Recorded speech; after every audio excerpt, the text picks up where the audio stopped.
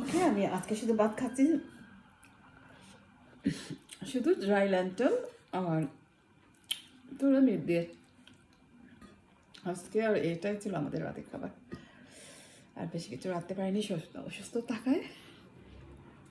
আর ডাল, শুকনো ডাল আফটারনুনে রান্না ছিল, না কালকে রাতে রান্না ছিল, আর মেদ দিয়ে খাচ্ছে। শরীরটা ভালো থাকে, আর কিছু রাখতে পারিনি। ফ্রিজে পড়ে আছে মাছ, মাংস,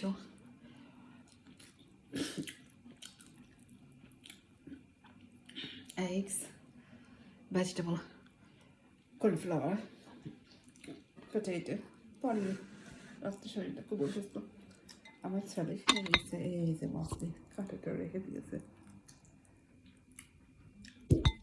আমি শুধু খাচ্ছি শুকনো ডাল আর মিট রয়েছে দেখো। আর এই যে বাউন্ড রাইস আমি খেতে পারি না, শুকনো ডালটাই আমার রাতে দিলাম।